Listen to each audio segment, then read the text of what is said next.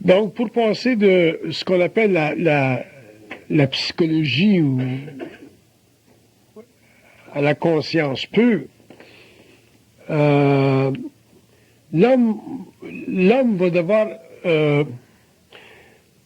prendre conscience de ce que je pourrais appeler sa conscience négative. La conscience négative, ou les aspects négatifs de la conscience, sont plus utiles à la libération de l'homme que les aspects positifs de sa conscience. Parce que dans les aspects, quand vous êtes heureux, ou quand ça va bien, ou quand vous n'avez pas de problème, ça vous endort. Vous êtes endormi. Quand vous êtes manipulé dans le mental, autrement dit que vous vivez de la souffrance, ainsi de suite, par la pensée réfléchie, puis que vous commencez à prendre conscience des plaies, à ce moment-là, ça vous réveille. Quand ça va bien, ça va bien. Et quand ça va bien, ça va bien. Tu touches pas à ce que ça va bien. Tu déranges pas ce qui va bien. Mais quand ça va mal, ça va mal. Puis là, tu es obligé de changer ce qui va mal.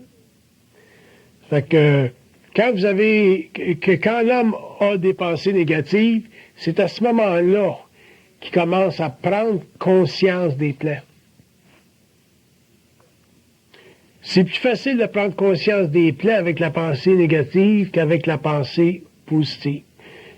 Donc, il s'agit pour l'homme d'en arriver à reconnaître la pensée négative. Puis il y a des traitements de la pensée négative qui sont particuliers.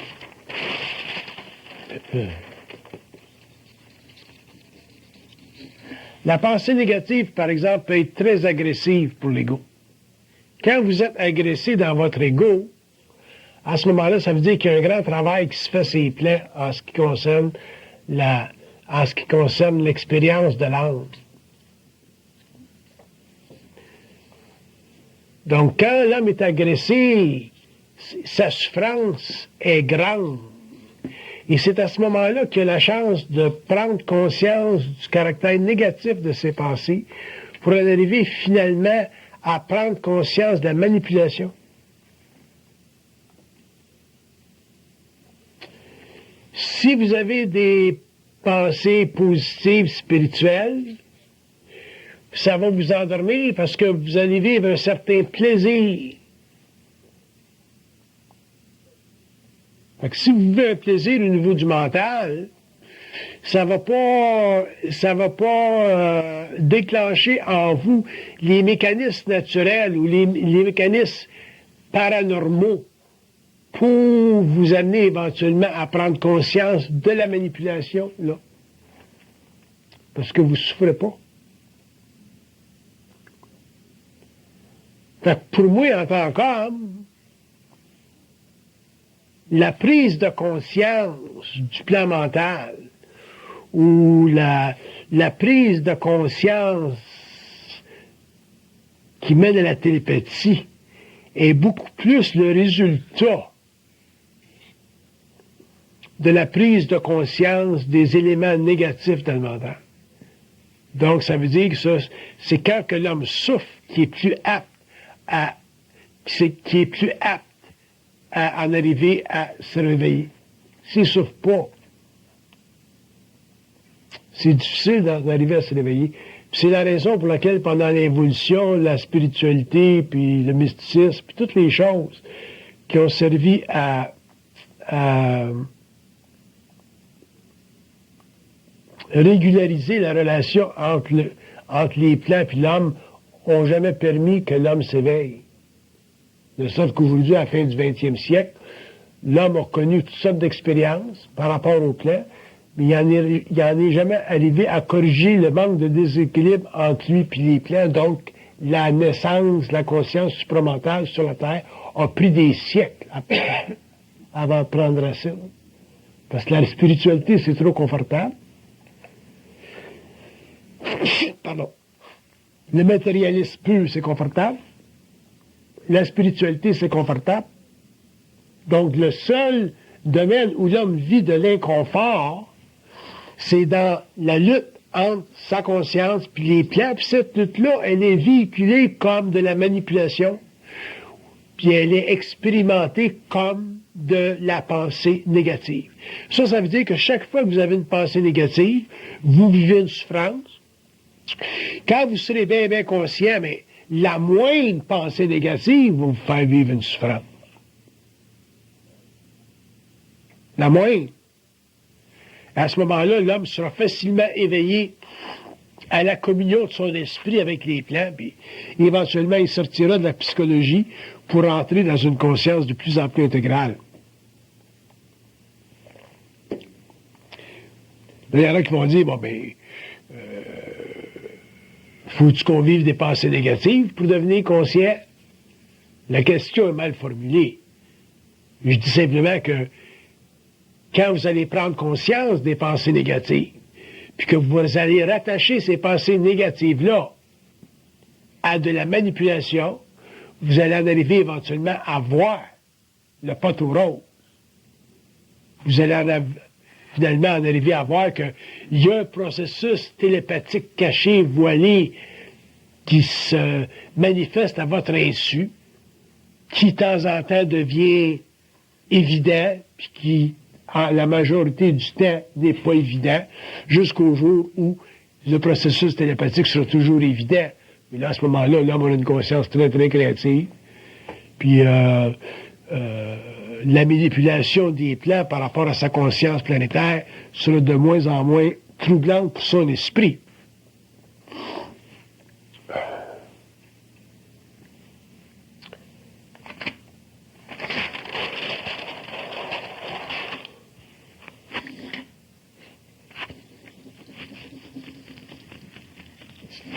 Donc, la psychologie, pour eux autres, ils disent, la psychologie de l'homme, notre psychologie à nous autres, c'est une façon pour l'homme de ne pas reconnaître son lien avec les plans. Quand vous rationalisez, puis vous essayez de vous étudier, à ce moment-là, c'est votre façon, en tant qu'égo, de ne pas reconnaître votre connexion avec les plans, parce que ça vous empêche de reconnaître que vous êtes des êtres manipulés dans le mental. Donc, pour l'homme de l'évolution, au lieu de reconnaître qu'il est manipulé par les plans, il va essayer de se développer une structure mentale basée sur la mémoire de la race et sa culture, qu'on appelle la psychologie, pour interpréter ce qui se passe dans sa vie. Mais de l'interprétation de ce qui se passe dans votre vie, c'est pas l'élucidation de ce qui se passe dans votre vie. C'est pas de la compréhension de ce qui se passe dans votre vie. C'est simplement d'interprétation de ce qui se passe dans votre vie.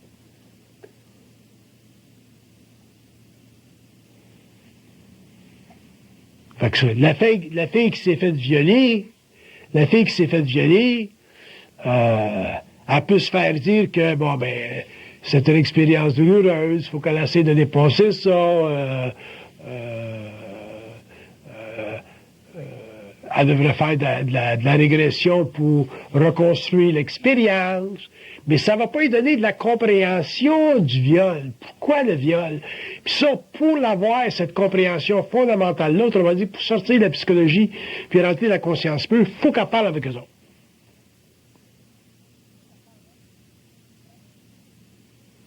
Mais parler avec eux autres, c'est pas évident, pour un certain nombre de raisons. Premièrement, l'homme a peur de l'inconnu. Puis comment ça se traduit, la peur de l'inconnu, dans la réalité psychologique de l'ego? Ça se réduit dans notre inhabilité de confronter l'origine ou l'originateur de notre pensée quand on la vit.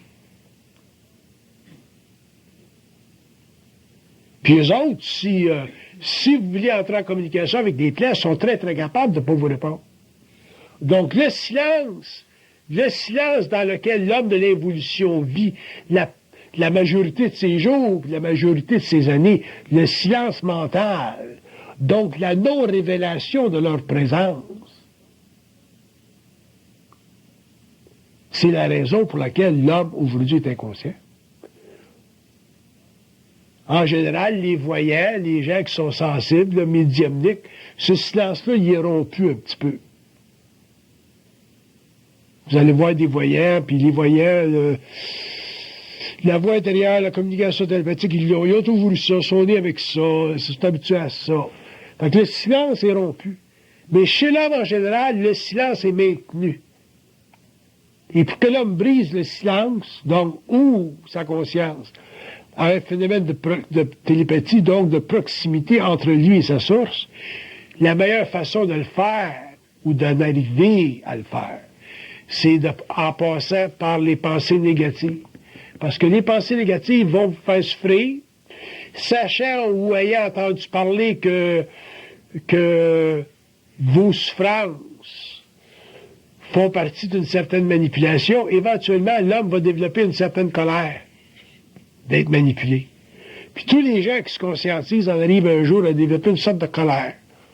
Il y en a plus que d'autres, là, parce que mais ceux qui sont très, très conscients des plans vivent des grandes colères par rapport aux plans. Et c'est cette colère-là qui est à l'origine de la révélation de la conscience humaine, de la révélation du mystère de l'homme. Parce qu'un homme, techniquement, devrait parfaitement se connaître, parfaitement se comprendre. Se connaissant, ben, il peut connaître les autres après. Mais commencer à se connaître lui-même, d'abord, c'est fondamental.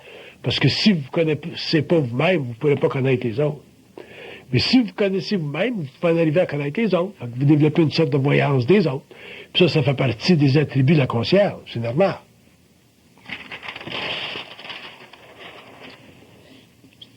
Mais la colère, c'était anti-spirituel. Pourquoi c'est anti-spirituel, la colère? Je parle de la colère occulte, la colère entre l'homme et les plans. Je parle pas de la colère entre vous autres. Là. Pourquoi est-ce que c'est anti-spirituel? Parce que la colère affranchit l'homme de la domination du divin. Si vous voulez mettre ça en symbologie. La colère, puis vous regardez toutes les religions se sont toujours opposées à la colère. Autant sur le plan social, là, bon, ça c'est bon. Que les hommes ne soient pas colériques les uns les autres, entre les hommes, c'est bon, parce que ça maintient une paix sociale. Mais le problème, c'est que les religions ont aussi freiné la colère entre l'homme et les plans. Donc, en freinant la colère entre l'homme et les plans, ils ont freiné la colère entre l'homme et le divin.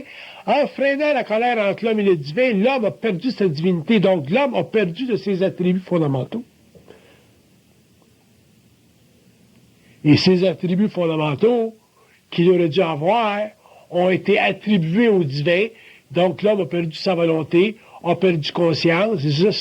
C'est ce qui a donné naissance au phénomène de l'évolution, au développement de l'ego et au développement d'une conscience spirituelle qui est un petit peu la tapisserie de la conscience psychologique de notre civilisation. Mais à partir du moment où l'homme va passer de l'évolution à l'évolution, puis qu'il va sortir du tableau de la civilisation, qu'il soit chinois, oriental, qu'il soit de n'importe quelle partie du monde, il va en arriver à réaliser qu'il est seul dans son combat avec les forces. Il est seul. Il est seul. Il est seul dans son combat avec les forces. Et son combat avec les forces, avec le plan, avec sa source, appelez ça comme vous voulez. Son double, son ajusteur de pensée, pour moi, c'est secondaire. C'est très important. Son combat avec les forces des attributs.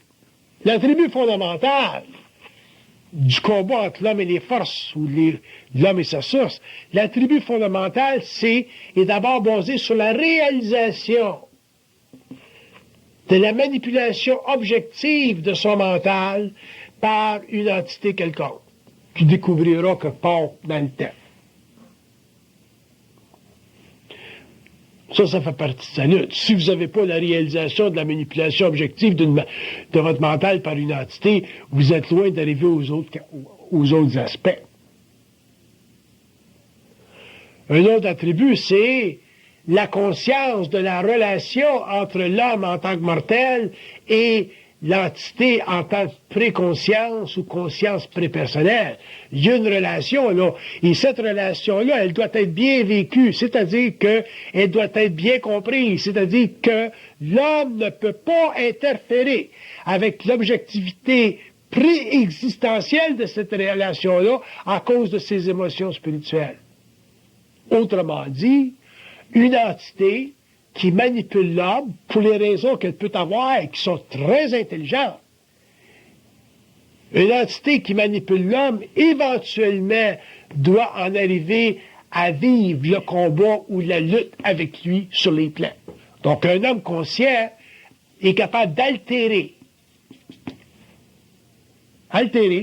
l'énergie d'une entité sur les plans. En altérant l'énergie d'une entité sur les plans, c'est à partir de ce moment-là que l'homme commence à se rendre libre sur le plan matériel, parce qu'à ce moment-là, il commence à percevoir, sentir qu'il a la capacité d'utiliser sa lumière pour fracasser l'énergie ou la lumière de l'autre.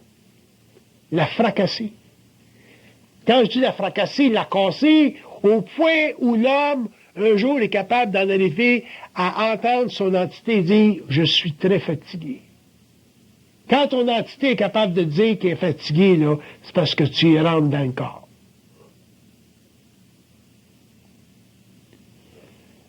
Rendu à cette étape-là où l'homme est capable de fatiguer l'entité et la forcer à admettre qu'elle est fatiguée, à ce moment-là, il commence à se développer entre l'homme et l'entité ce que j'appelle une fusion raisonnable. Une fusion raisonnable, c'est une unité qui est suffisamment équilibrée pour que l'homme et l'entité coexistent en conscience mutuelle sans que le mortel souffre trop impunément sur la terre. Souffrir trop impunément sur la terre, ça veut dire souffrir sans qu'il y ait absence de contrôle. Si l'homme n'est pas capable sur la terre d'avoir un certain contrôle sur sa souffrance, ça veut dire qu'au niveau du cinquième principe, qu'il n'est pas capable de substituer sa conscience astrale pour sa conscience mentale. Ça veut dire qu'il n'y a réellement pas encore suffisamment d'énergie en lui pour neutraliser sa programmation. Si vous êtes malade, vous n'allez pas vous guérir simplement en faisant des prières.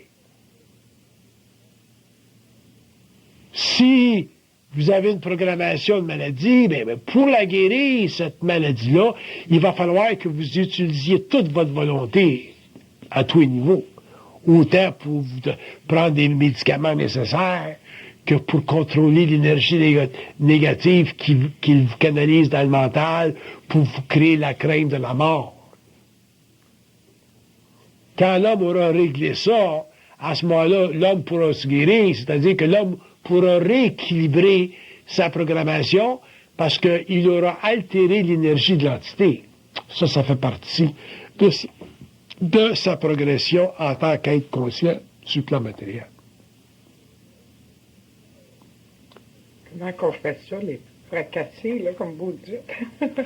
Occupez-vous pas de ça, là. Oui. Il vous explique des principes. Oui. Quand même, ça prendrait 50 ans pour y arriver, c'est pas grave. Il vous explique des principes de conscience. C'est pas parce que vous venez dans mes séminaires que vous allez en arriver à développer une fusion. Ça, Mais en venant dans les séminaires, ça va vous donner un petit peu plus de compréhension comment ça marche. Sans ça, vous allez tomber dans l'affabulation, puis vous allez réellement perdre la raison d'être de tous ces séminaires-là.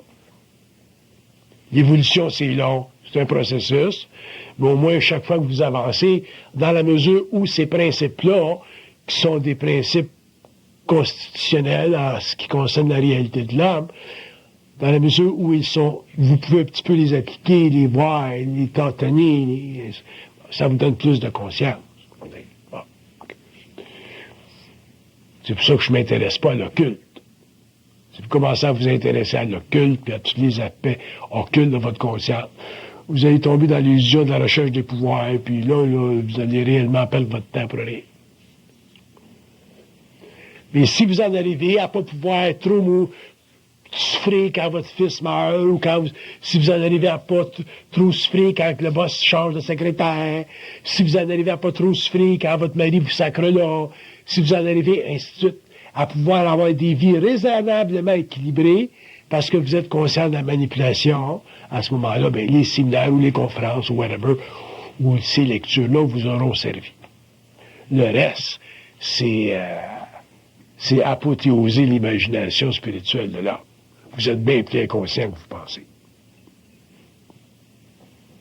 Puis beaucoup plus loin que votre réalité que vous pouvez vous imaginer.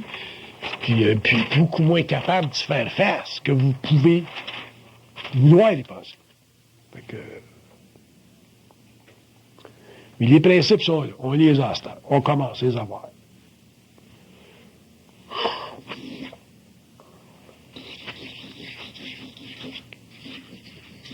Donc, quand ils disent votre psychologie personnelle est toujours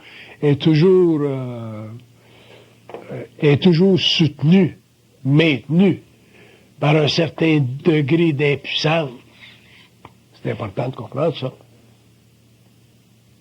Parce que si vous n'aviez pas d'impuissance, quand vous perdez votre job ou que votre chum s'en va ou whatever, vous ne seriez pas affecté dans vos émotions comme vous l'êtes. Fait que votre psychologie personnelle est très connectée à votre impuissance. Alors que si vous étiez en conscience et que vous n'auriez pas de psychologie, c'est-à-dire de capacité subjective d'interpréter votre réalité ou votre souffrance, quand votre chum partirait, ce serait final, vous comprendrez c'est la fin d'un cycle, vous comprendrez qu'il est à temps de partir, vous seriez capable de laisser partir, et ainsi de suite. Vous feriez une autre alliance avec quelqu'un d'autre. Donc, vous seriez toujours du matériel renouvelable, au lieu de vivre dans des mémoires, puis de vivre une forme de sépulture psychologique.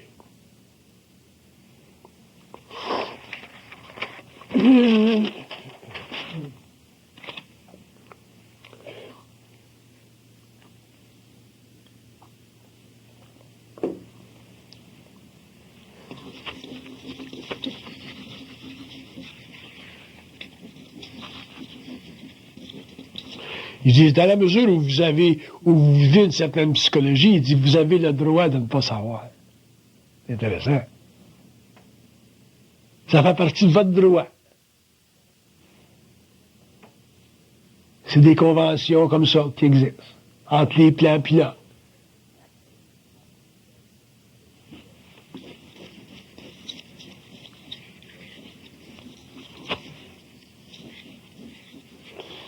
Il dit, dans la mesure où vous entrez en communication avec nous autres, il dit, par contre, vous avez le droit de savoir, mais dans la mesure où vous êtes capable de supporter ce qu'on vous dit. Ça, c'est intéressant, ça aussi. Fait que ça veut dire quoi, ça?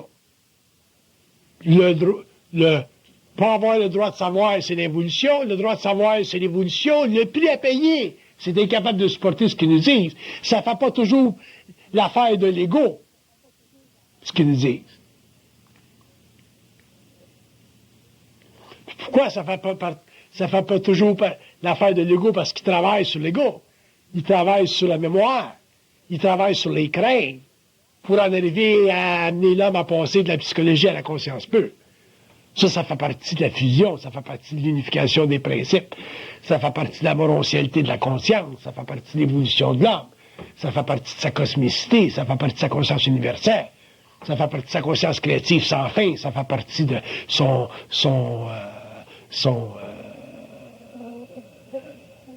sa totalité immanente. Ça fait partie de toute sa capacité d'être, de savoir, d'interpréter, de comprendre. Ça fait partie de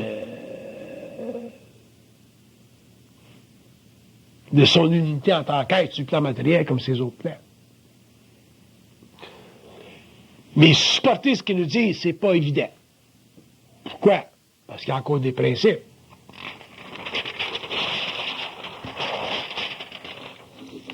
Il dit, quand on vous enseigne, il dit, on ne vous parle pas pour vous faire plaisir.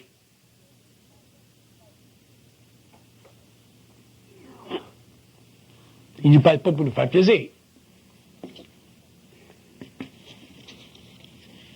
Mais il dit, on vous parle pour vous faire voir votre religion. Mais c'est pas parce qu'on vous parle pour vous faire voir votre religion que vous êtes capable d'absorber ce qu'on vous dit objectivement. Plus tard, oui.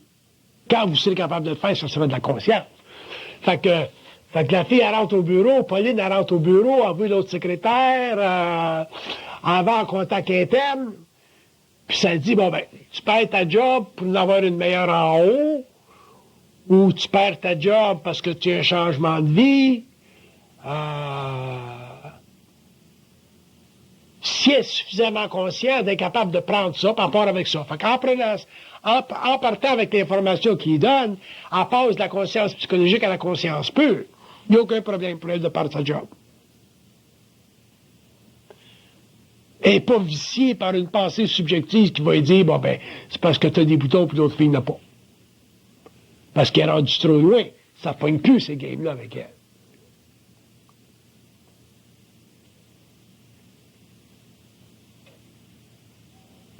C'est ça, c'est l'avantage que ça donne, la télépathie.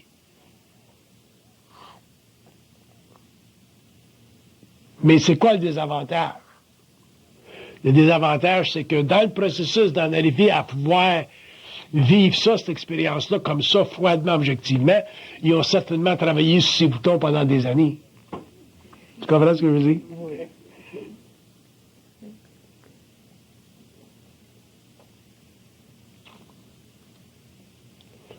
Puis vous allez dire, ben, pourquoi est-ce qu'ils sont pas fins, puis ils parlent pas des boutons, puis ils nous expliquent tout de suite. Puis la raison, c'est que notre ego est fondamentalement une entité cultivée. On a de la mémoire. On a des valeurs. On est extrêmement naïf par rapport au monde, au monde systémique. On est très naïf. On ne réalise pas que de l'intelligence, c'est de l'énergie, que ça peut changer tous tes corps, tout ton être, toute ta personnalité. Ça peut te donner l'impression d'être capoté quand tu n'es pas habitué à vivre ça. Fait que comme on est naïf, on ne comprend pas tellement le moyen, le sentier qu'ils s'y prennent avec chaque individu différemment pour en arriver à faire une connexion. Avec moi, ils l'ont fait d'une certaine façon, avec un autre, ils vont le faire d'une autre façon, avec un autre, ils vont le faire d'une autre façon. Probablement que les initiés, c'est la façon la plus difficile parce que les initiés ont réellement besoin d'avoir une télépathie très claire, très nette, non spiritualisée pour pouvoir finalement expliquer à l'homme l'invisible. Tandis que pour l'homme normal, ben, ils vont se prendre dans des façons qui sont suffisamment, qui sont plus, pas nécessairement moins difficiles, mais moins pénibles à long terme, longtemps. Surtout maintenant que l'homme sait comment ça marche, puis qu'il y a des initiés sur le plan matériel pour expliquer comment ça marche. Mais même là, c'est pas facile pour l'homme d'accepter le fait qu'il se fait parler par quelqu'un ici qui se mêle de ses affaires.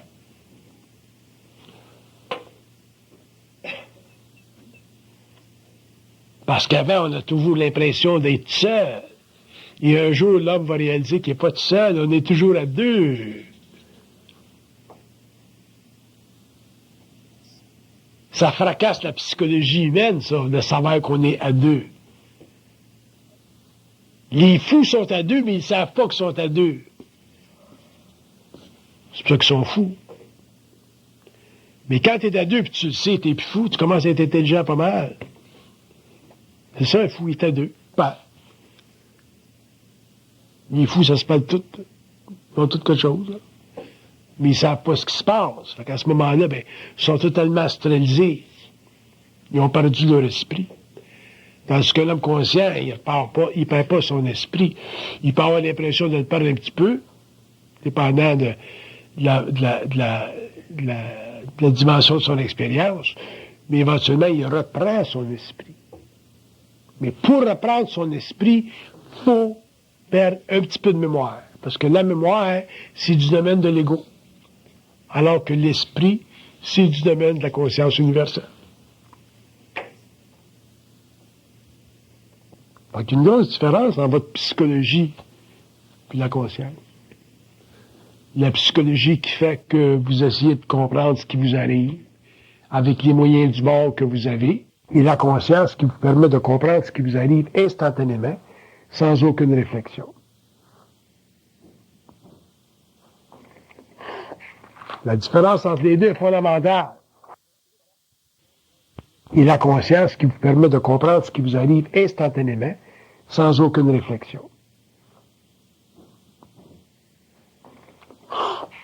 La différence entre les deux est fondamentale. C'est pour ça que je dis que la psychologie, ça n'existe pas. C'est simplement une structure mentale que vous vous êtes développée en développant des termes et des concepts qui ont la fonction de valider votre interprétation. C'est ça de la psychologie. Vous essayez de valider votre interprétation à travers des concepts qui ont été sanctionnés par une recherche formelle ou une évolution formelle de l'intellect. Mais en réalité, la psychologie, ça n'existe pas. Il y a simplement la science de l'esprit. La science de l'esprit, c'est clair et net, c'est très simple. Ça comprend parfaitement la psychologie. C'est capable de donner la place à la psychologie dans le monde pour l'homme de l'évolution. Mais pour l'homme de l'évolution, ça n'a plus de place, la psychologie. Ça sert à quoi? C'est plus suffisant. C'est plus suffisant. Fait que si ma blonde elle me laisse, moi, pour un autre homme, puis que ma mère, elle me dit, ou mes chums me disent, bon ben, elle t'a laissé parce que t'étais, je sais pas moi, parce que t'étais bougonneux. Ça, c'est une réponse psychologique. Mais c'est pas assez pour moi. J'ai besoin de savoir pourquoi est-ce que je suis bougonneux. Si je vais par en dedans, elle me dit, mais pourquoi est-ce que je suis bougonneux? Ils vont me dire, pourquoi est-ce que je suis bougonneux? Fait qu'à ce moment-là, elle va pas m'avoir laissé parce que je suis bougonneux. Elle va m'avoir laissé parce que être bougonneux, ça leur a servi à notre séparation. Ah, c'est vrai? C'est vrai? Ça vient de faire quoi, ça? Ça vient de m'enlever la culpabilité. Qui m'a ramené à dire, ah ben c'est de ma faute. Les couples, quand ça se sépare, là, ça check tout le temps. La fille, elle dit, qu'est-ce que j'ai fait de pas correct? J'ai-tu brûlé ses œufs? Puis lui, il dit, qu'est-ce que j'ai fait que j'ai pas correct? Qu'est-ce que j'ai fait de pas correct? J'ai pas fait assez l'amour comme du monde? Il se pose toujours des questions. Puis c'est pas là la réponse. C'est une fin éthique, c'est fini. Il y a un karma, c'est fini. Elle était ton père d'une autre vie, elle était ta mère d'une autre vie, c'est fini. T'étais son père ou son fils d'une autre vie, c'est fini. C'est un lien qui est fini. On a de la misère à comprendre que le lien est fini. Pourquoi est-ce qu'on a de la misère à comprendre? Parce que les églises nous ont dit, ben, quand tu es avec quelqu'un, faut que tu restes forever. Ça, c'est bon pour maintenir l'équilibre social, que tu restes avec quelqu'un forever. On est rendu à l'an 2000, là. On va être dans l'an 2050 tout à l'heure, là. L'histoire que tu restes avec quelqu'un forever, là, quand tu as 16 ans, tu es sans dessin, tu connais rien, puis tu es un petit gars, là, puis c'est avec le pipi qui te marche, puis tu es une petite fille, puis tu veux tomber en amour, Chris. Puis tu te rencontres, puis tu as des enfants, puis c'est évident là, que tu es amené dans un mouvement. La rivière, elle t'amène dans une expérience, le marital. L'Église, elle te dit, elle, pour ses propres raisons, ben, il faut que vous restiez ensemble forever. Pour le meilleur, puis pour le pire. Puis un jour, vous avez été intelligent, vous avez dit, bon, ben, moi, je faisais pour le meilleur, le pire, fuck it. Mais pendant l'évolution, on ne pouvait pas dire ça. Parce qu'on avait l'impression que être marié, c'est un sacrement qui venait du bon Dieu. Parce que ça nous avait été dit par l'Église, parce que c'est un sacrement qui vient du bon Dieu. Fait que l'Église en a interprété, elle nous en a créé de la psychologie maritale. Puis on était pognés là-dedans forever. On a eu des mecs qui ont été qui ont été maltraités émotionnellement par le mari pendant des années de temps, sont mortes petit à petit, sont mortes. Rendus à 40, 50 ans, 60 ans, c'est à mort. Il était prêt à mourir pour se libérer de ce grand fardeau de vie maritale. Pendant que le gars, lui, courait avec d'autres guidons. Puis que la mère, elle élevait les enfants, puis était prisonnier de la domesticité. C'est fini, ça. Parce que les femmes s'en viennent intelligentes en sacrement, hein, puis tout à l'heure, ils vont vous crisser là. Full speed ahead. Les femmes vont vous crisser là, full speed ahead. Quand tu vas avoir un mur sorti de la psychologie, là, formé par l'évolution puis les cultures, là, italiennes, irlandaises, chinoises, tout ce qui se passe dans le monde. Toutes les conneries monumentales qui ont fait de la femme un être totalement asservi, dominé. Quand la femme va voir clair, checkez vos gosses.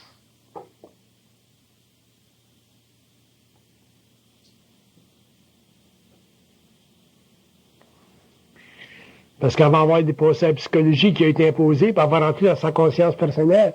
Une femme qui est consciente, c'est du stock.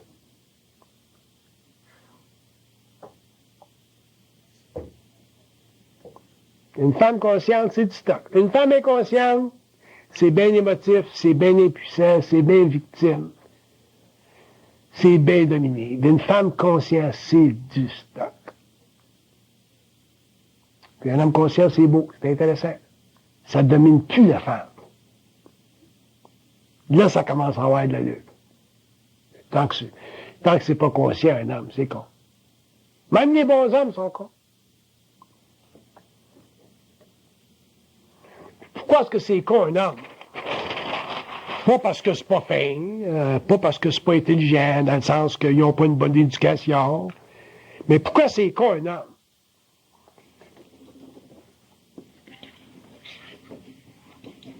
Parce que ça n'a pas de capacité d'aimer suffisamment développée. C'est pas capable d'aimer, c'est pas capable, je l'ai dit dans d'autres conférences, c'est pas capable de regarder l'œil de la femme puis de voir, quand il regarde l'œil de leur femme ou de leur blonde, ainsi de suite, de voir qu'un œil de femme, c'est comme un œil de daim. Pas un œil de dinde, un œil de daim. Fait que si vous n'êtes pas capable de voir l'œil de daim chez votre femme, vous ne verrez jamais comment c'est bon une femme, comment c'est grand une femme, comment est-ce que c'est dévoué une femme.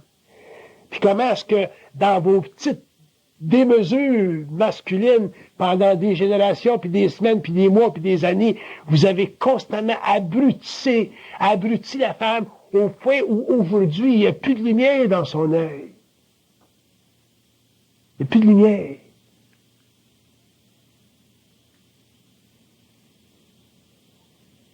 Il ne reste plus rien. Elle est prête à mourir, elle. Elle a mis les enfants au monde. Toi, tu t'es amusé. Tu as eu du succès dans tes entreprises.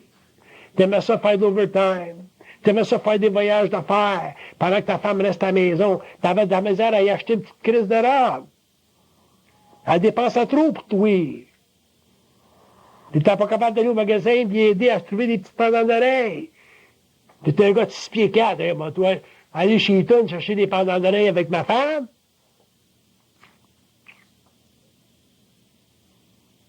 Fait que le don de toi pour ta femme pendant l'évolution, ça a été absolument nul.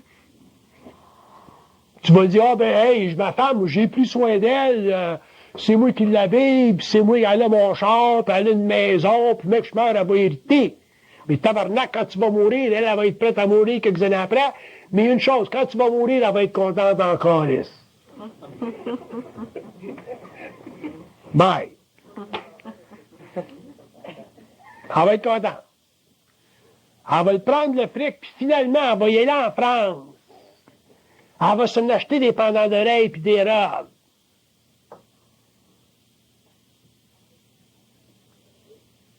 Elle va le changer son Christ de cabinet de cuisine qu'elle a voulu changer pendant 20 ans, puis tu ne voulais pas.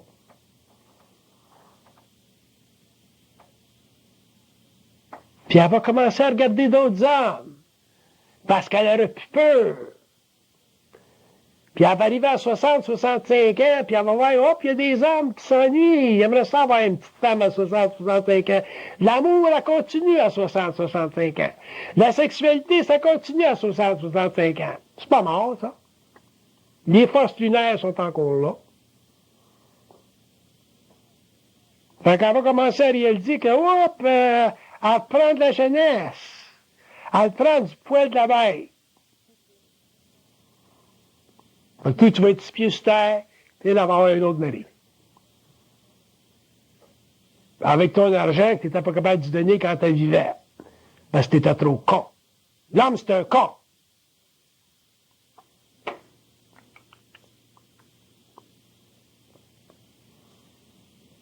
Déguisé avec son doctorat, puis sa maîtrise, puis son business administration.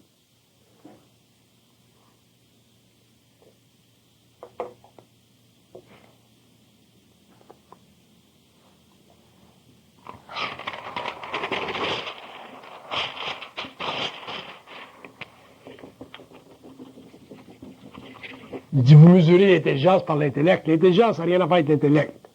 L'intelligence, c'est de la lumière. L'intellect, c'est des structures, c'est des formes. Ça fait partie de votre mémoriel. Il y a des gens qui apparaissent très intelligents parce qu'ils ont beaucoup de mémoire. C'est pas de l'intelligence, c'est de la mémoire. L'intelligence, c'est de la lumière. Ça se partage. Ça donne. Ça enlève pas. Ça dénue pas. Ça enveloppe. Ça vêtit. Ça rassure. C'est ça l'intelligence. Qui c'est qui le fait mieux, nous autres ou les femmes? C'est les femmes qui le font. Pas nous autres. L'homme conscient, avec le temps, deviendra comme ça. Il deviendra comme la femme. Pourquoi? Parce qu'il y aura de l'esprit. Quand l'homme reconnaîtra l'esprit de sa femme, c'est parce qu'il y aura de l'esprit, puis à ce moment-là, ben, vous aurez des beaux couples, vous aurez des grands couples. Là, à ce moment-là, vous aurez des couples qui pourront durer jusqu'à votre mort, parce que vous aurez décidé, vous autres, de rester ensemble. Pas parce que l'Église vous a dit, il faut que tu restes ensemble. Vous autres, vous déciderez de rester ensemble, parce que vous réaliserez que vous avez la solution au problème de l'amour. C'est de vivre d'esprit à esprit.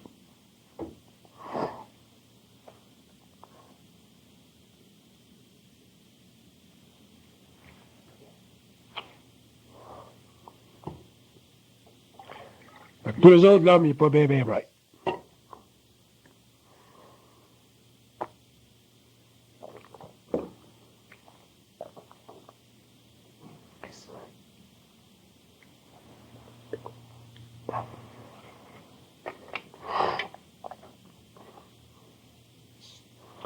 Je fais une conférence, ces hommes, là, les gens me disaient, tu fais des conférences pour les femmes, quand est-ce que tu vas faire une conférence pour les hommes?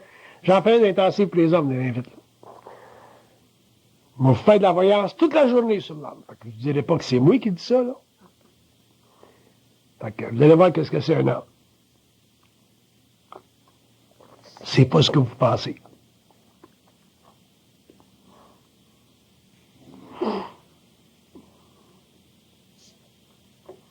L'autre écrit, l'homme vient de Mars, puis la femme vient de Vénus. Ça, c'est des doctorats, ça.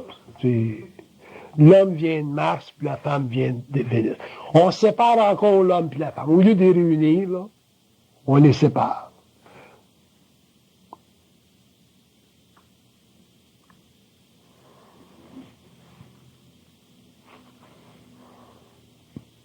Quand l'homme puis la femme auront de la conscience, ils viendront tous les deux de la même planète. C'est de l'esprit. Point final.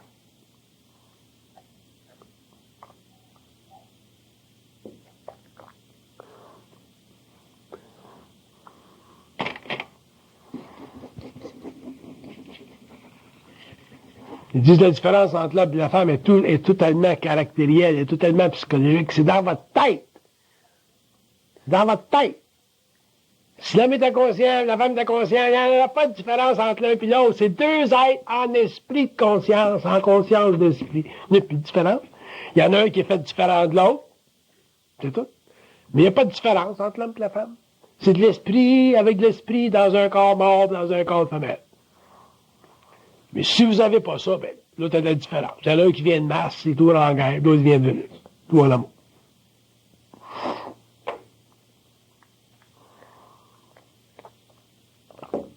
C'est ça qui a créé la domination.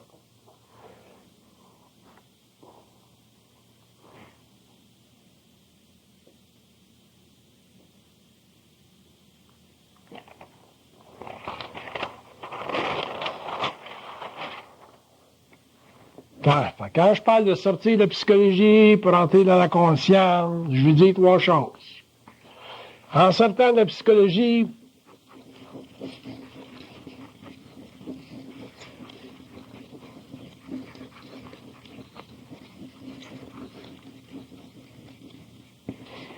il dit, en sortant de la psychologie, il dit, vous allez commencer à réaliser que vous n'êtes pas petit. Vous n'êtes pas petit. Parce que quand tu es en psychologie, tu es petit. Si tu étais violé, tu te sens petit. Si tu as perdu ta job, qu'il y a un autre gars qui a eu ta job, et tu te sens petit. Pas aussi bon que lui.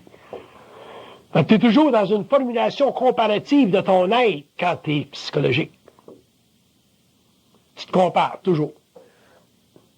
Fait que Pauline, elle se compare à la nouvelle secrétaire.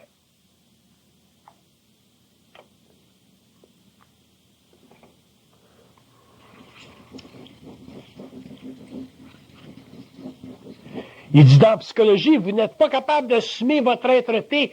Ça veut dire quoi, ça, pas être capable d'assumer votre être-té? Ça veut dire que vous n'êtes pas capable d'assumer votre intelligence lumière. Vous assumez simplement votre intelligence réflexion. Mais votre intelligence lumière, vous n'êtes pas capable de l'assumer parce que il dit vous n'êtes pas capable d'assumer son caractère absolu. Fait que pour vous autres, tout est relatif au niveau de l'intelligence réflexion. Tandis que dans l'intelligence lumière, tout est absolu. Quand il vous dit c'est de même, c'est de même, c'est de même, c'est de même, c'est de même, c'est de même, c'est de même. Mais on n'est pas capable d'assumer ça. Pourquoi?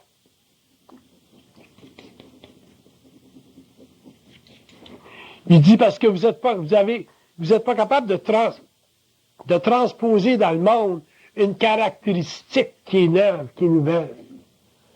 C'est pas normal d'être dans le monde puis en arriver à avoir une façon objective, rigoureuse, volontaire d'exprimer ce qu'on est. C'est pas normal. Parce qu'on a toujours de la crainte de déplaire, on a toujours de la crainte de ci, on a toujours de la crainte de ça. On a toujours, autrement dit, de la crotte au cul. Fait qu'assumer ça, cette énergie-là, quand ça te passe dans le corps, là, paf, puis tu l'amènes dans le monde, cette affaire-là, ça prend du temps, c'est difficile. Fait qu'on a peur de l'assumer, ça. On est encore des êtres spirituels. On veut pas que le monde pense que. On veut être aimé. On aime donc ça, être aimé. On veut que le monde nous aime.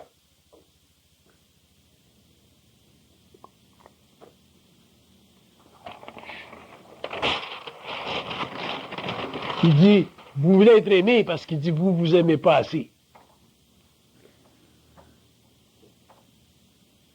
Pour ça, vous voulez être aimé. Vous vous connaissez pas assez.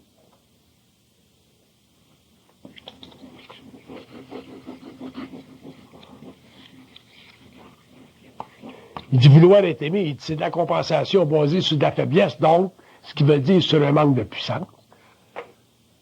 Un homme conscient, ça.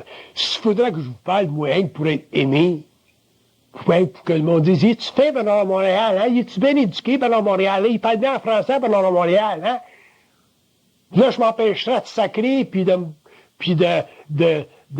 parler comme je parle. Tu sais, quand je parle rough, là, pour me mettre en vibration, là, comme les Français parlent, là. Inquiète-toi pas, mais que j'aille en France, je te donne un séminaire, moi, le chauffer le cul de la même façon. Je vais pas leur dire, moi, qu'il est beau mot, merde, là. Hein, mon tabarnak, mais que je te parle en France, mon esti, tu vas comprendre qu'est-ce que c'est un Québécois. Sans ça, on arrive nulle part, on est encore dans la psychologie, poignée des mots, les beaux mots. Les mots qui courent, les mots de la melasse sans toast. Fait que tu peux pas déformer, tu peux pas défaire des formes, tu peux pas passer à travers l'homme de l'évolution en étant poli. Bye.